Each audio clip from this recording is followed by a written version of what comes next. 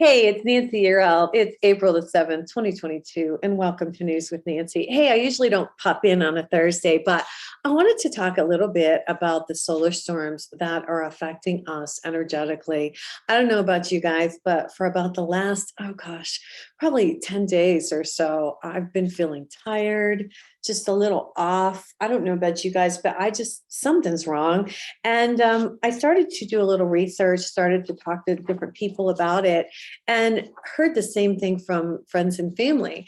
And so I pulled a few things up today, and I just want to make you aware of what's happening with the solar storms that are hitting. Now, this I pulled was written on April 5th, which is Tuesday. The headline is Solar Storm to Hit Earth, Prompting Monitoring by Airlines Electric Grid Operators. It says a solar storm will sweep across the earth Wednesday night, raising prospects of dazzling northern lights visible as far south as Chicago, while prompting airlines and electric grid operators to step up monitoring of the potentially damaging geomagnetic activity. So this was last night.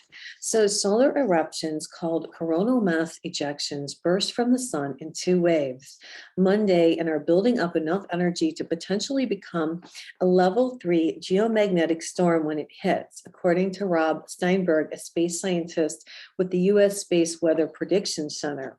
Now, it goes on to say that solar storms like hurricanes are ranked on a 5-step scale, with 1 being the weakest and 5 the strongest. Researchers won't exactly know the storm strength until it reaches a monitoring satellite about 1 million miles from Earth. At that point, the waves will be about 90 minutes away, and the forecast could be updated. This is kind of some scary stuff. Now, it says that this G3 storm, so I guess, could trigger false alarms, protection devices and power grids, create drag on low orbiting satellites. It can disrupt high frequency radio traffic. What do you think it's doing to us? That's the whole thing.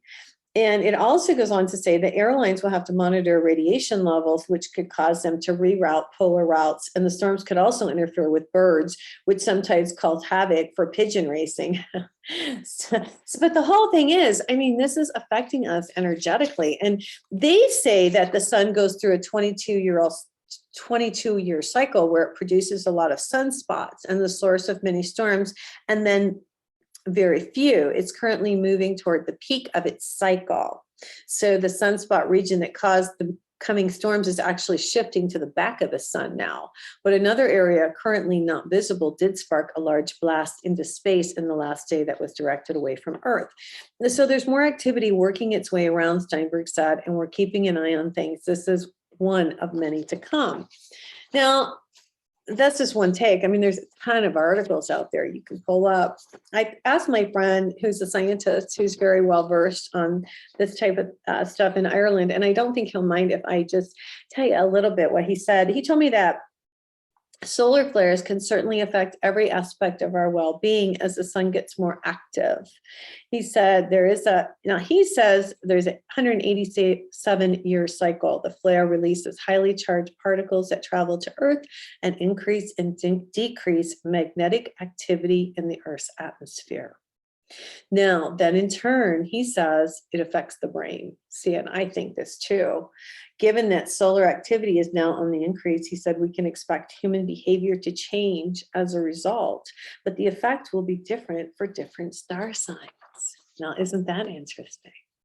So I just want you guys to be aware of what's going on, that this is happening, and it's not so much in the news. And I just wanted to bring it to people's attention.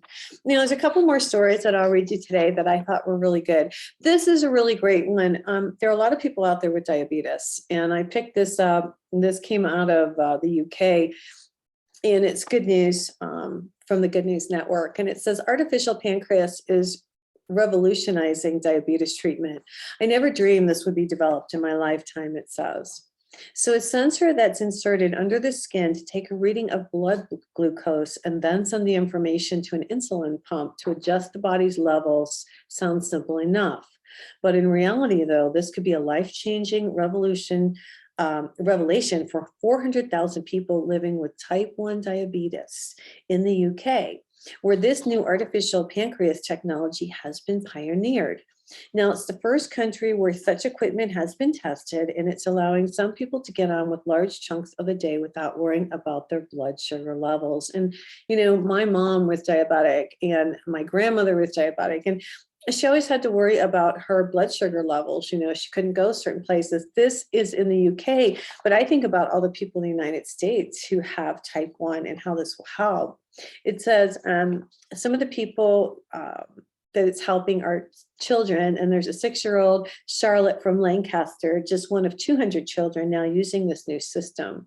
And Yasmin Hopkins, 27, from London, says, I wake up now and I can do a normal day's work or go on a dog walk without being concerned. That's what Yasmin told the BBC. She was diagnosed with type 1 diabetes 15 years ago, and along with being disrupted constantly during the day, she's always been worried. So that's a really nice story, and I'm glad that that they've come up with something that's really cool. Here's another good one I pulled. This comes from the Good News Network.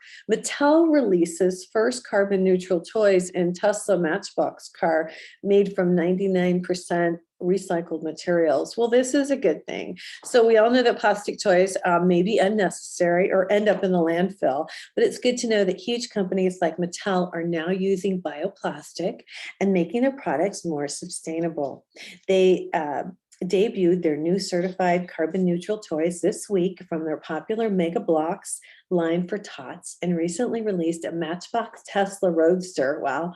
Its first die-cast vehicle made from 99% recyclable materials, which is currently sold out, by the way. Okay, that's great. Hey, I pulled this because I thought it was really fun. We're back to and you're going to love this, okay? So here's the headline. Researchers suggest mushrooms talk to each other using up to 50 words. Okay, so here's the picture. Here's what they look like. I know I should be screen sharing, but here's what they look like. They're really pretty, actually. And this is a scientist in England. He believes that mushrooms communicate with each other using up to 50 words. Now check it out. Previous research has suggested that fungi conduct electrical impulses through long underground filamentous structures called hyphae. It has been even shown that the firing rate of these impulses increases when the hyphae of wood-digesting fungi come into contact with wooden blocks, raising the possibility that fungi use the electrical language to share information about food or injury with distant parts of themselves or with hyphae-connected partners such as trees. So it's all about the energy. Oh my gosh, you guys, here we go again. He found that the electrical spikes often cluster into trains of activity resembling vocabulary of up to 50 words. And the distribution of these fungal word lengths closely match those of human languages. All right, so I just thought that was fantastic. It's all about the energy. Hey, you guys, I hope you will catch me on High Road to Humanity. I've got another couple shows coming up for the week. Thanks for joining me on News with Nancy. Just take some time and connect with the divine, stay balanced. If you want an angel reading, go to my website, nancyrout.com. I am happy to spend some time with you. All right, you guys, I hope you have a great day. God bless.